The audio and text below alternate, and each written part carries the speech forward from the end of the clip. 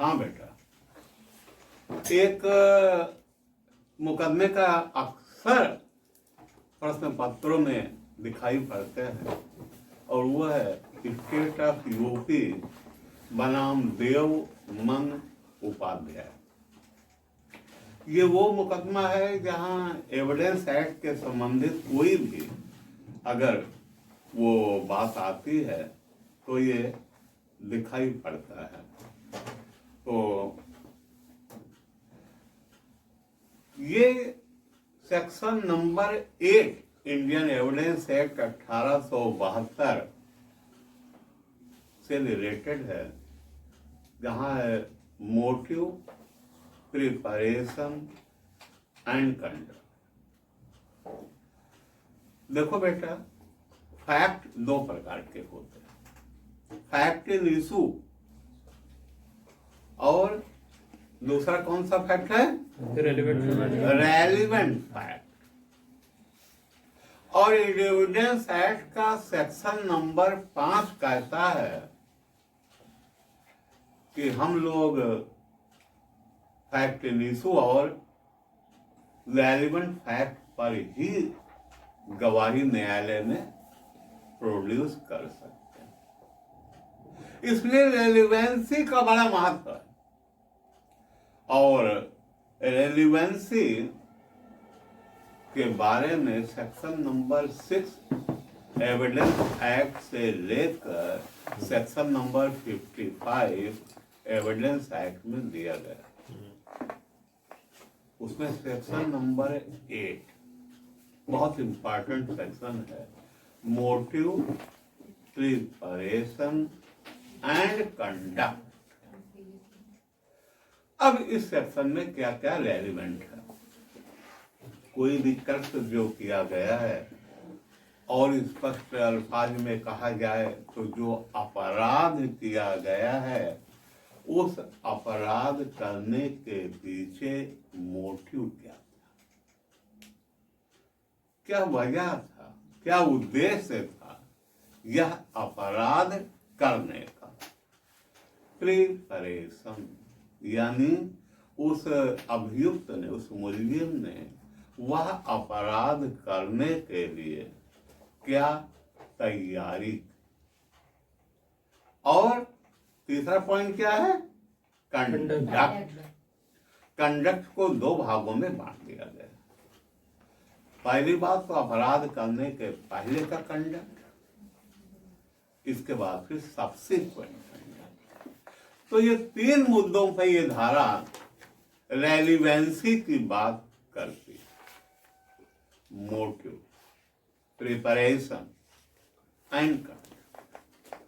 अब आइए इस सेक्शन पर महत्वपूर्ण मुकदमा state of Uttar Pradesh versus Devman Upadhyay AIR 1960 supreme court page number 1125 1125।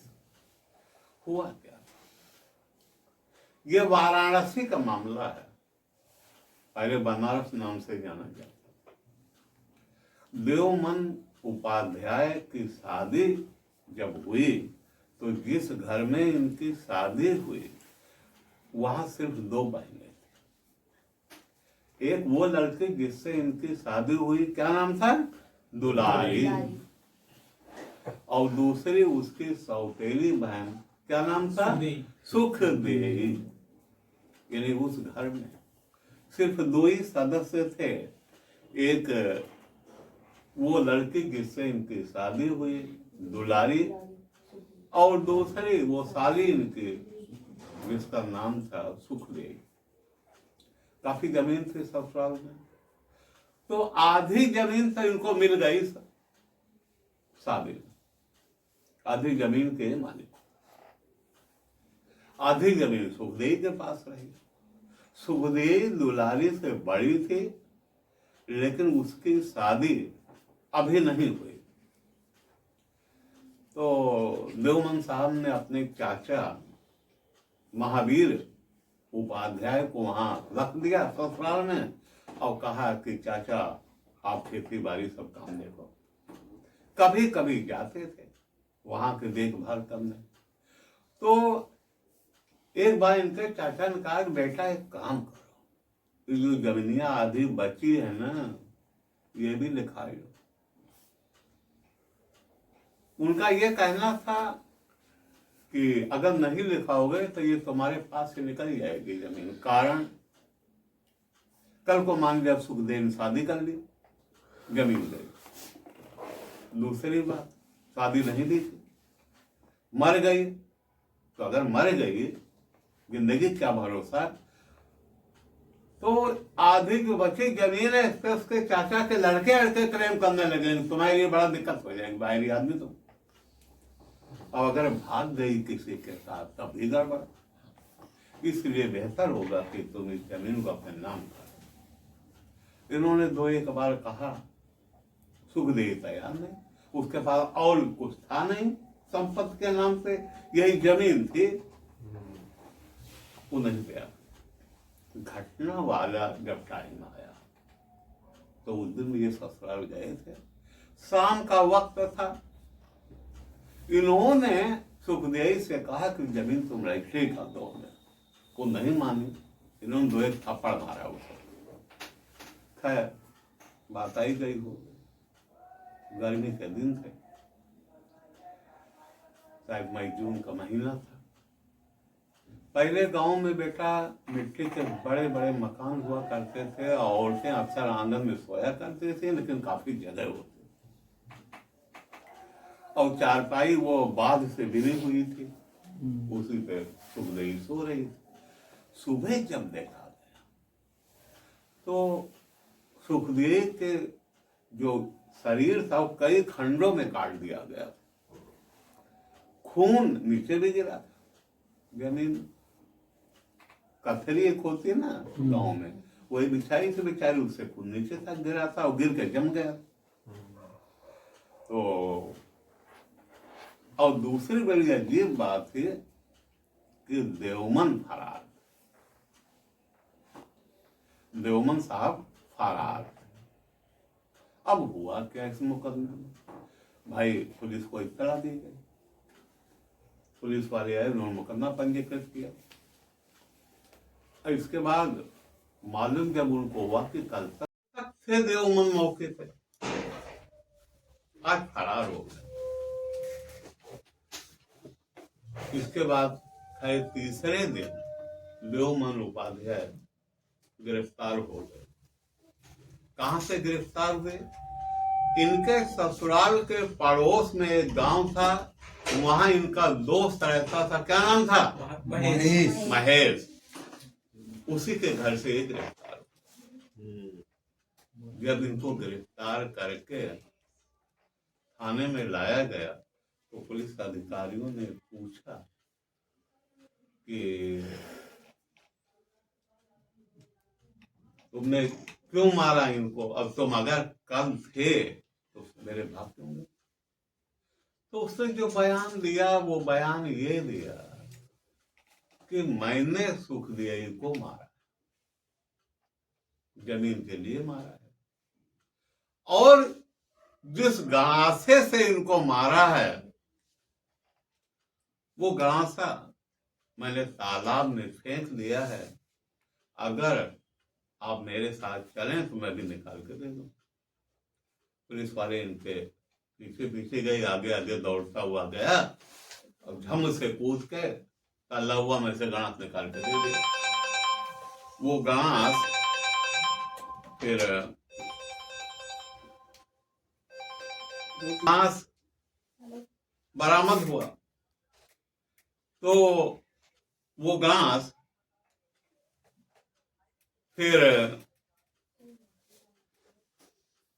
अब बरामदगी गणास के section number 27 Indian evidence act में रेलिवेंट, क्योंकि बेटा इन्होंने जब कन्फेशन किया तो पुलिस की कस्टडी में थे, और पुलिस के सामने किया जाने वाला कन्फेशन की जो धाराएं हैं वो 3 हैं, section number 25, section number 26 and section number 27। Of evidence act 25 में है पुलिस अधिकारी से की गया अगर कोई कन्फेशन है तो उसके खिलाफ साबित नहीं किया सकता। 26 में है कि वो पुलिस अधिकारी की कस्टडी में है, अब कोई कन्फेशन करता है तो उसके खिलाफ वो साबित नहीं किया सकता, सिवाय एक अपवाद है कि अगर उसने मजिस्ट्रेट से किया है तो फिर वो साबित किया है। और 27 में कि भले वो कस्टडी में है पुलिस के, लेकिन वो कोई कन्फेशन करता है और उस कन्फेशन से कोई चीज की रिकवरी होती है तो उतना पोर्शन रेलिवेंट हो जाएगा जितने से रिकवरी हुई। अब इसने कहा तो मैंने सुखदेव को मारा है, जिस गणास से मारा गणास मैंने तालाब में छिपा दिया है, आप चलिए मैं दे दूं, ये लास्ट वाला पोर्शन रेलिवेंट होगा। ये सेशन न्यायालय में मुकदमा चला, इनको फांसी की सजा हुई। इन्होंने अपील की इलाहाबाद हाई कोर्ट में, इलाहाबाद हाई कोर्ट ने इनको अक्यूटल कर दिया। किस ग्राउंड पे? एक संवैधानिक मामला बीच में आ गया। इनके वकील साहिबान ने वहां पे आर्गू किया कि सर ऐसा है, ये article number 14 of the Indian constitution का वायलेशन है जो सेक्शन 27 एविडेंस एक्ट में है। क्यों? Section article number 14 Indian constitution क्या कहता है कि क्या कहता है? Equal protection of law and equal, यानी every person is equal before the law and law shall give the equal protection to all. लेकिन यहाँ विभेद किया गया, एक आदमी जो पुलिस की कस्टडी में है, अगर वो इस तरह एक बारिया बयान करते जाकर रिकॉर्ड कराता और 27 में रेलिवेंट, और अगर वो पुलिस कस्टडी में नहीं है तो रेलिवेंट नहीं है, विभेद कर रहा है। और दूसरी चीज, ये अनुच्छेद 20 का खंड 3 का भी वायलेशन कर रहा है, self incrimination. Nobody can be compelled to give evidence against himself. और यहाँ इसको बेचारे के कंपल्सन ना तो इसने कहा एविडेंस दिया, हाई कोर्ट ने इसी पर छोड़ दिया इनको और कहा कि जो section number 27 Indian evidence act है ये वाकई धाराओं को वायलेटिव, इसलिए ये अनुच्छेद 13 का शिकार हो गया और इस पर ग्रहण लग गया। लेकिन स्टेट ऑफ यूपी चली गई सुप्रीम कोर्ट, और सर्वोच्च न्यायालय में जब ये मामला गया तो कोर्ट ने जो अपना निर्णय दिया उसमें उन्होंने हाई कोर्ट के जजमेंट को निरस्त कर दिया और सेशन कोर्ट के निर्णय को बहाल कर दिया।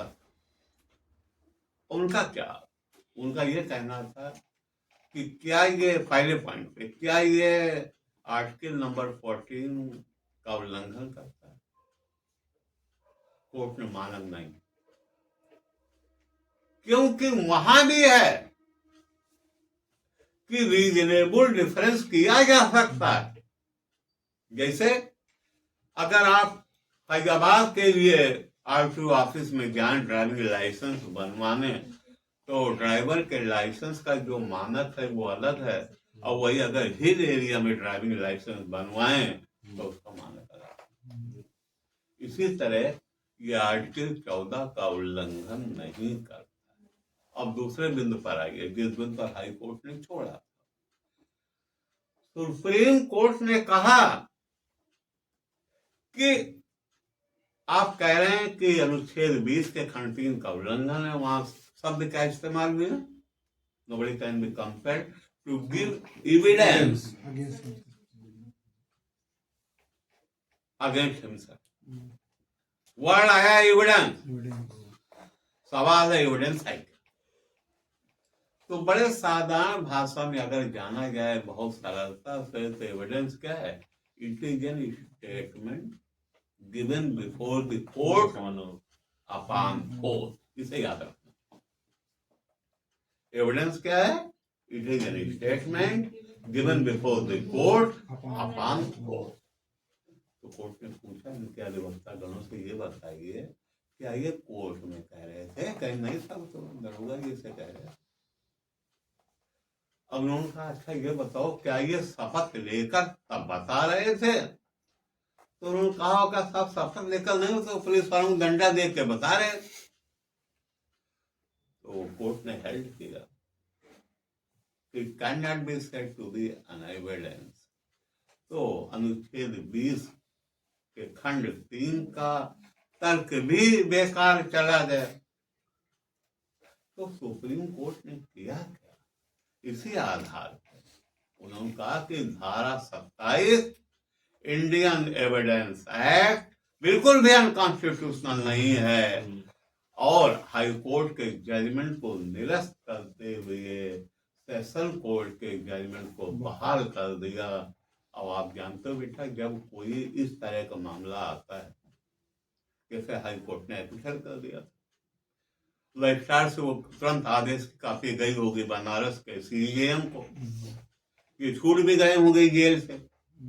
अब सुप्रीम कोर्ट ने उनके जजमेंट को निरस्त कर दिया, उनको कन्विक्ट कर दिया। अब फिर सुप्रीम कोर्ट के रजिस्ट्रार के यहाँ से आदेश गया होगा फिर सीजेएम को, और उसमें लिखा होगा कि 15 दिन के अंदर या 1 हफ्ते के अंदर ये अपने को सरेंडर करें, और उसमें ही सरेंडर करते हैं तो आपको एक और से मीन्स अपनाएं। इनको फिर गिरफ्तार करके भेज दिया गया होगा जेल में अपनी सजा भुगतने के लिए। तो ये एक बहुत इम्पोर्टेंट केस है। Section number 27 Indian evidence act पे है, नाम है स्टेट ऑफ उत्तर प्रदेश बनाम Devman Upadhyay, AIR 1960, supreme court, page number 1125। याद रखना बेटा, ये केस कोई जटिल नहीं है, 4-5 किरदार हैं। ये देवमन उपाध्याय हैं, उनकी पत्नी दुलारी है, मेहतका साली सुखदेई हैं, और महेश हैं, और चाचा महावीर उपाध्याय। तो ये था सेक्शन 27 के और सेक्शन 8 के रेफरेंस में जो एक महत्वपूर्ण मुकदमा स्टेट ऑफ उत्तर प्रदेश बनाम देवमन उपाध्याय। Thank you.